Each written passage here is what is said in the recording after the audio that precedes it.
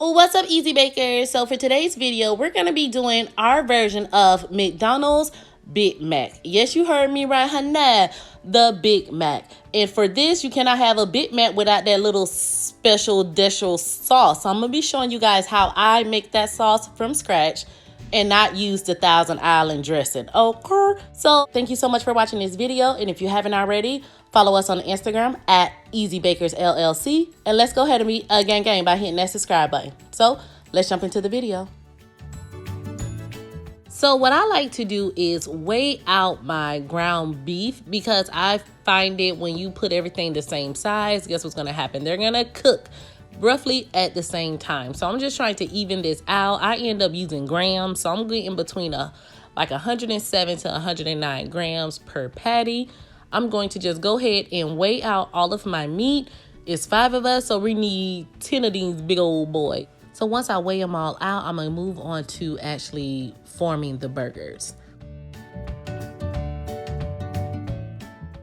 So in order for me to get that little sleek look, I go ahead and just press the burger down, trying to keep it in a circle form. And I mesh it down until it's about the same height as my index finger. And I'm also going to make sure that I spread the meat a little like over the size of my palm. So I'm going to just mush it down with the palm of my hand, making sure that the patty is a slightly larger than my palm, and each side of it is about the height of my index finger. So go ahead and form all of your burgers, and we're going to move on to the next step.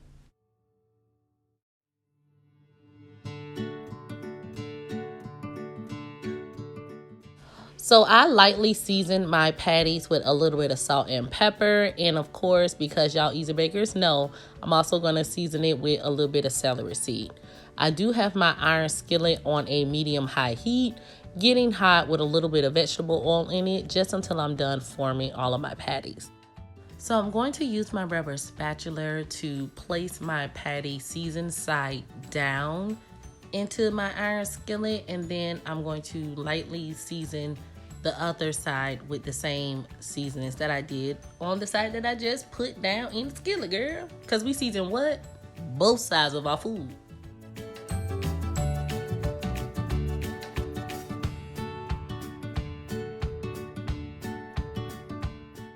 So to get my patties the way I like them, which is about like a medium well, I go ahead and cook them on 2.5 minutes per side. Now you do not want to crowd your pan at all.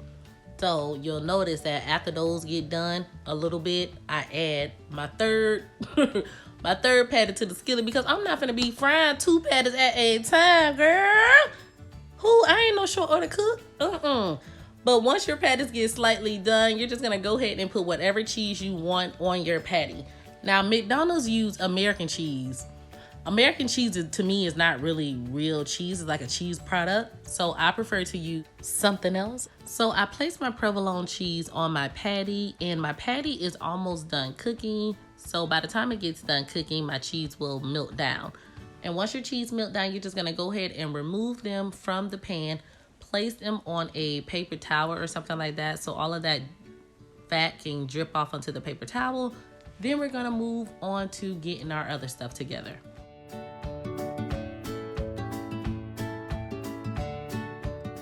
All right, girl, so now we're about to try this McDonald's sauce.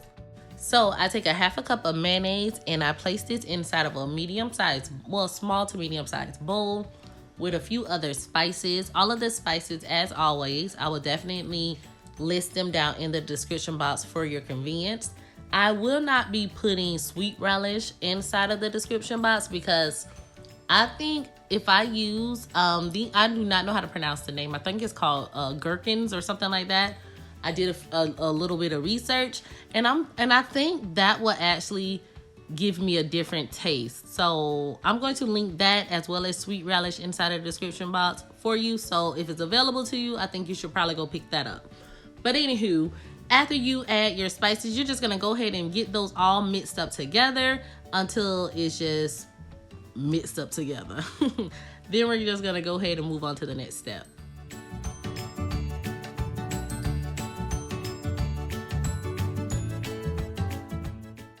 So now that I'm waiting on my burgers to get done, I decided to utilize my favorite kitchen recipe book from Creative New Art. I think this book is so amazing.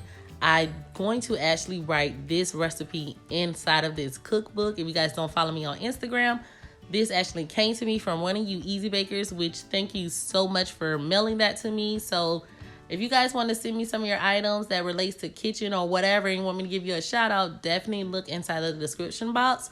But thank you so much, Creative New Arts, for this. It will be good to use, baby. Do you hear me? But back to the video. So now you're just going to go ahead and toast up your hamburger buns. You're just going to toast them up until they look to however it is that you want, however toasted you want them to be. And once you get your hamburger buns all nice and toasted, you're going to start building up your burger.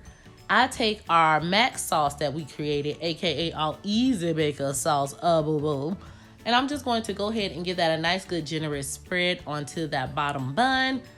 Put a little bit of diced onions on there, and I'm going to add some shredded up lettuce. You can use whatever toppings your heart desire. This your kitchen, this your world. I'm not your mama. That's your business, girl. Okay, y'all grown.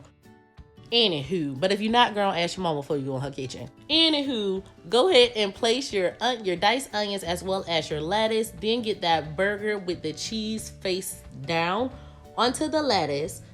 And then you're going to take the bottom of another bun, and then you're going to start the process all over again. Taking some more of that mac sauce, a little bit more of your onions, and this time I will also be adding some pickles, okay?